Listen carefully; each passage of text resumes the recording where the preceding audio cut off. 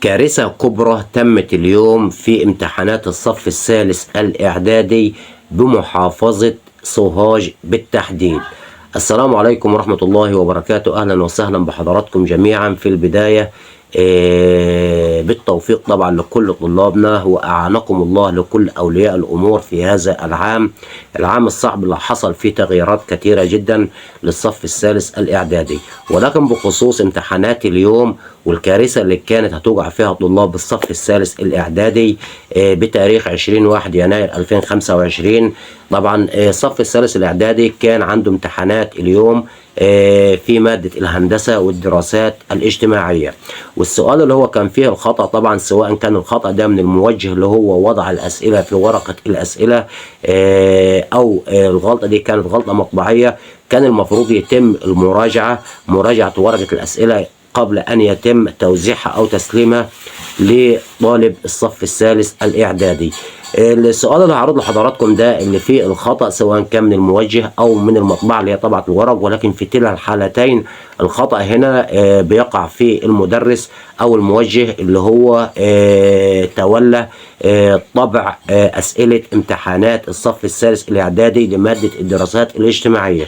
الخطأ ده يا سادة محترمين زي ما يظهر لحضراتكم كده بالظبط في الفيديو، بيقول تحطيم الأسطول المملوكي عام 1059 في معركة. طبعا جايب اختيارات هنا أبو قير البحرية، ديوق البحرية، أبو قير البرية.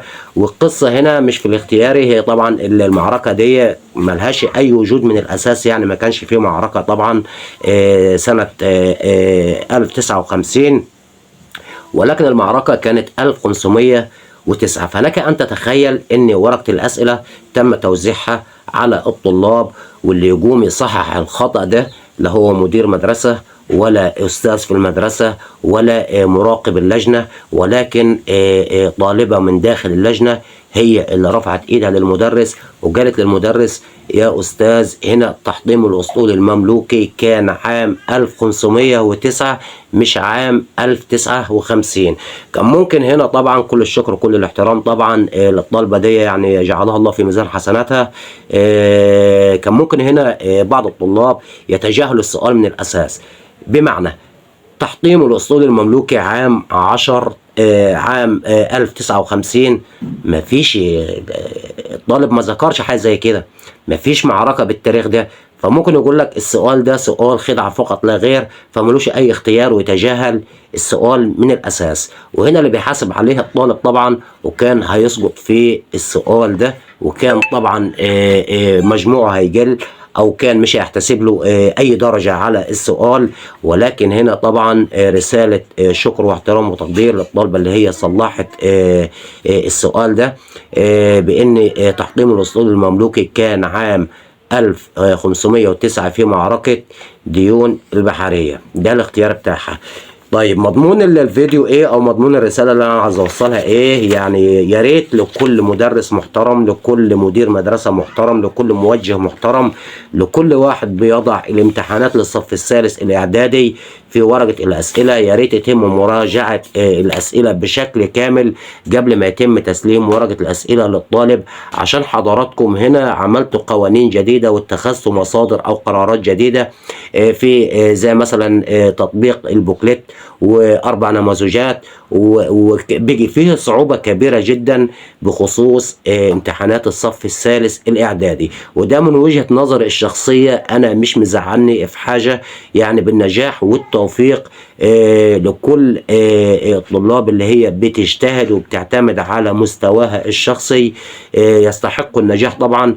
وده مش معناه ان انا بقول ان تم تضييق الحال في اللجنات ومفيش غش، يعني انا كده زعلان. لا، انا من الناس اللي هي رقم واحد يا ريت كل لجنات تالتة اعدادي في كل الصفوف، يعني من مرحلة الابتدائي حتى التخريج، ان يكون في تشديد ويكون في رقابة من نار على الطلاب، لان احنا عارفين نهاية الغش طبعا. يعني مش عايز اقول لحضراتكم في من كبراء حاصلين على شهادات عالية جدا ممكن يكون عندهم خطأ في الإملاء، يعني مش عايزين نتكلم ولا نكمل في القصة دي. وفي من الأطباء طبعا اللي هم بيمارسوا المهنة ما عندهمش أي فكرة عن المهنة دي، ولكن خدوها كده بالسلام عليكم وعليكم السلام. ولكن أنا مضمون الرسالة اللي عايز أوصلها هنا هو إن زي ما في رقابة وفي تشديد على الطلاب، يا ريت كمان يكون في اهتمام من الموجه أو المدرس أو مدير المدرسة أو أي حد أيا كان مكان اللي بيضع الأسئلة في ورقة الأسئلة يتم مراجعتها قبل ما يتم تسليمها للطالب. لأن أنا قلت لحضراتكم هنا المشوار ممكن البعض من حضراتكم يعني ياخد المشوار بطريقة عادية جدا وطريقة سهلة، ولكن هنا القصة بتشكل خطورة كبيرة. تحطيم الأسطول المملوكي عام 1059 مفيش معركة بالتاريخ ده. كان ممكن الطالب هنا يتجاهل السؤال من الاساس ويقول لك ده سؤال خدعه، مفيش اي معركه وما كانش هيختار لي اي اجابه. وهنا السؤال اللي كان هيحاسب الطالب اللي كان هيحاسب على المشاريب. ولكن هنا المعركه الاساسيه كانت عام 1509، وده تم تصحيحها من طالبه من طلاب الصف الثالث الإعدادي. وفي نهاية الفيديو بطلب من حضراتكم لو حد لسه موجود معانا لحد الآن يتفاعل معانا ويوصل الفيديو ده لأكبر عدد من الناس، لأن الفيديو ده مهم جدا إن يوصل لأكبر عدد من الناس عشان كل المسؤولين وكل الأساتذة يهتموا بالعمل شوية أو يهتموا بالتعليم شوية اتجاه الطلاب. كما أتمنى من الله سبحانه وتعالى أن يوفقكم الله في هذا العام ويسدد خطاكم بأمر الله، وأعان الله أولياء الأمور في هذا العام مع طلابهم بالنجاح والتوفيق لكل أبنائنا وبناتنا في الصف الثالث الإعدادي. وأستودعكم الله والسلام عليكم ورحمة الله وبركاته.